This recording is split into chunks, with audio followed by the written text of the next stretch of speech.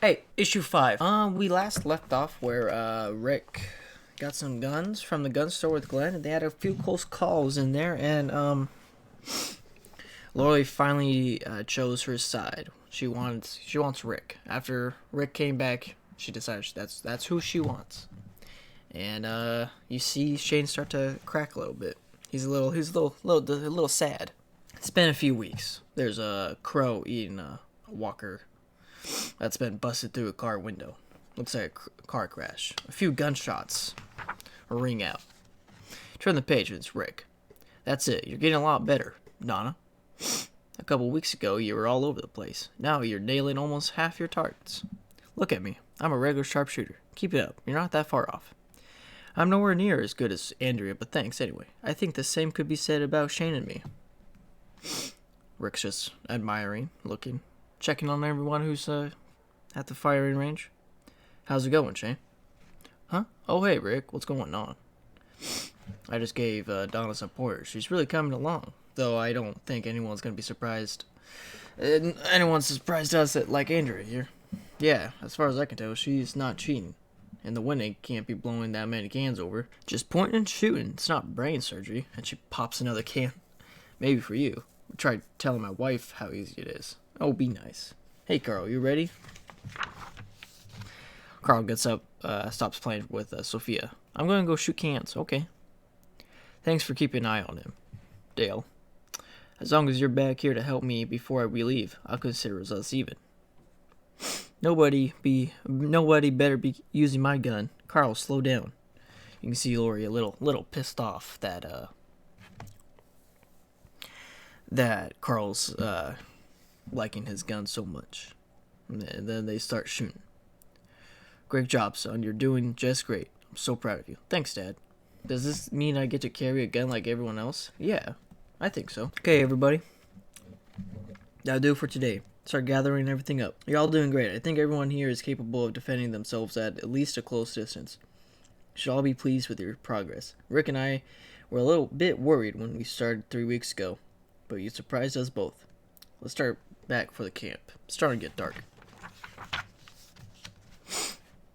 Also, before we go, I've got an announcement to make. I think if any of you have been paying attention to Carl on this shooting range, you've seen that he knows how to handle a gun.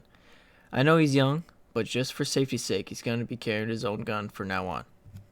I know some of you, my wife included, object to this, but when I said everyone needs a gun, I meant everyone. I'll be relying on you all to help me keep an eye on him. He's to keep his gun holstered at all times. If he takes it out once without danger present, I'll be taking it away. Please let me know if you see him so much as to act like he's going to take it out. Damn it, Lori. Will you stop? He's safer this way. Lori just runs off all pissy. Is he? How can you be so sure? He's 7 years old, for Christ's sake. This is not a good idea, but I guess the end of the world means I've no longer got a say in parenting my own son. Shit, Lori, you're overreacting. The first hint of him treating it like a toy, I'll never let him touch it again. It's in his holster with the safety on. It's just there for emergencies. Whatever. I wish this place wasn't so damn far from camp. Would you rather a pack of monsters following the gunshots right to us? You've got a point. Welcome back, you guys. All expert marksmen now? Alan says, up top of the RV. Just a couple of us. You could probably use a little practice too. You know, you don't need to stay here and guard the camp if we're not here.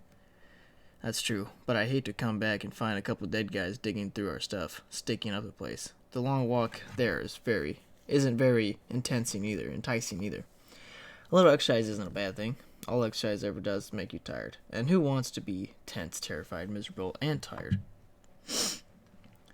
Look at the three of them carrying on in front of God and everyone else. It's unchristian. It's so judgmental, if I remember correctly. Says Lori. Donna stomps off.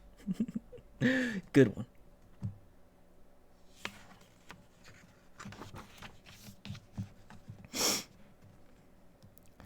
Lori tells me Donna just won't shut up about you and the girls living together in that camper. She started it right after we got back from target practice a couple days ago and hasn't let up since. Pretty much the only thing she's talked to me about since I let Carl start practicing with us. Donna ain't showing a lick of gratitude for me saving her life. I don't see how Alan butts up with her. Those poor boys. Think about how she's going to be raising them twins, says Shane. You know, I figured you've earned the right to have two pretty young women to keep you company. Without all your camping gear, we've been screwed. Without your camping gear, we've been screwed. The shower alone has made you one of my favorite people. Come, guys, I'm not doing anything with those girls. To be honest, I'm an old man. My plumbing ain't what it used to be. It's just after losing my wife not 2 months ago. It's been nice having them around. They keep the place clean, remind me of what it was like to have her around. You don't have to explain yourself to us. It's your business. Dawn's just an old housewife who doesn't have soap operas to keep her small mind occupied. Don't let her get to you. Let me take care of another turn. Rick, I'm rested up. Let's just go back to camp, fellas. I think we've got enough for tonight without the cookout. Even with the cookout. Are you sure? Even with that deer Shane shot yesterday filling our bellies, it'll probably get mighty cold tonight. God damn it, Rick. Will you get a fucking rest already? I'm sick of death hearing your shit. I know it's cold. I know it's getting colder. We're gonna be fine. I'm not moving the fucking camp, okay? I don't want to hear anything about it. And Rick just stands there like, what? Shane walks off all pissy with the wood. Dale says, that boy's got problems. Ugh. And they come back to camp later that night. Dale, this thing is working perfectly. I don't know how we cook any meat without it. I don't leave home without my supplies. You never know when something will come in handy while you're out on the open road. That reminds me, I still don't know what most of you were doing for a living before all this shit started happening. Like you, Dale. Did you just travel? Pretty much.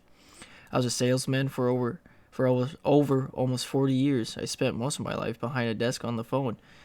The week after I retired, the wife and I bought that camper and set out to see America.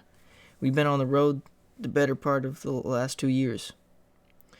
When everything started happening, we were at a campsite about 80 miles south of here, coming back from Florida.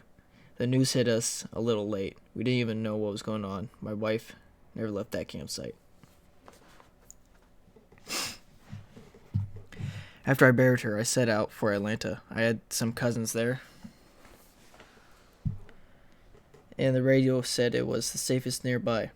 Of course, when I got there, it had already been blocked off, and the army was still trying to fight back the hordes inside. I ended up out here. On the way out of Atlanta, I found Amy and Andrea. Broke down, out of gas, gave them a ride. Amy pipes up. Andrea was driving me back to college. Classes were starting in a few days, and I was at a physical education major. A junior. As far away as I lived, I should have just flown back, but we always enjoyed our little bonding trips. I was a clerk at a law firm. That job was one of the few things I don't miss. Glenn pipes up. I was a pizza delivery boy in Macon, Georgia. I was swimming in debt and would have given anything to get out of it. Thing is, now that it's all gone, I'd gladly take it all back if everything could go back to normal. I mean, who wouldn't really? But I was in bad shape, about to lose my apartment, my car. I was going to have to bite the bullet and go crawling back to my parents for help. I never wanted to talk to them again. Heh. Now I know I couldn't talk to them if I wanted to. I kind of want to. And then Alan pipes up. I was a shoe salesman. I ran a store in the mall. It wasn't anything spectacular, but it paid the bills. Well, most of them anyways. Let's just say the debt part of Glenn's hits close to home. We lived in Gainesville, about 50 miles from here. Just like everyone else here, came into Atlanta a little late. Donna, Glenn, Dale, and the girls had already set up camp when we got here. Our car broke down on the way, and we walked here. Piece of crap, never worked. And then Jim, mechanic. Can I get more of that stuff, Alan? Sure, Rick. It's just going to go bad if you don't eat it. Y'all know about me, small town cop from Kentucky. I only ever shot my gun a couple times. Never at anyone, though. Last time I was on duty, I sure did try. I got shot, was in a coma for a while, woke up to this. I was going out of my mind worrying about Lori and Carl. Shane here took care of them for me. I felt so bad about Rick getting shot. I was up visiting him when Lori told me she was going to come here to stay with her parents. I couldn't let her go alone. It was getting pretty bad out there. Of course, we had no idea how bad it could get. The hospital was supposed to stay open, so we figured Rick would be okay. We were going to go back for him, but we kind of got stranded out here. All well, that ends well. What about you, Carol? How about you? Oh, hold on. Sophia's father was the breadwinner. I sold some Tupperware out of catalogs from time to time, but it was really just to friends and neighbors. I wouldn't have considered it a job. My husband was a car salesman. They used to say he could talk anyone into anything. He talked me into marrying him, talked me into staying with him after. He watched his parents die right after everything started to happen. He couldn't deal with it. He just sort of gave up on life. After he was gone, Sophia and I came here to stay with my sister. We figured it'd be worth the drive to stay with someone we know. We never got into the city, thankfully. Ugh. And then Amy sits up. I gotta pee. Donna glares at her. Does anyone need anything while I'm in here? More napkins? I think there's still more left. And then a walker comes around the RV. Whoa! And then bites Andrea right in the neck. Amy, no! Andrea says. Rick and Shane instantly pulls out their pistols, shoots the walker. Oh my god, Amy, God. What did I do? What do I do? We got to try to stop the bleeding. I'm sorry. She's gone. Heads up, Rick. That wasn't the only one. More walkers come around the corner of the RV. Lori, get the kids in one of the cars and stay there. Come on, Jesus Christ. And then everyone pulls out their guns and starts shooting. Come on, it's not safe here. Daryl's trying to get Andrew to go. Come on, there's no telling how many are there. And there's a shit ton of walkers coming around the RV. Carl pulls out his gun and saves Lori. Glenn saves Carl by shooting Glenn saves Carol by shooting a walker that was about to eat her and Sophia. Is everyone alright? Yes, we're fine. Dale, you've got to get her up. Get her inside the camper.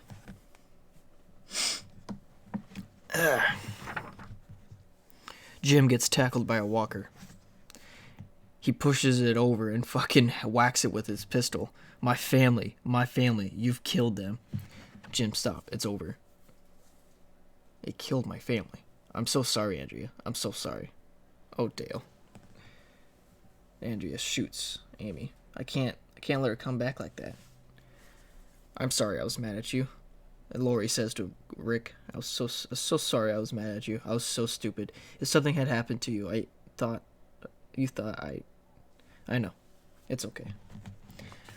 And they hug it out. Jim, oh my god. You've been bitten. This is nothing but a scratch. It's just a scratch. And the panel zooms in, and it's obviously a bite, but he keeps it from everyone. For now, at least. And that is the end of issue 5, boys and gals and girls and everyone else. I hope you all enjoyed this.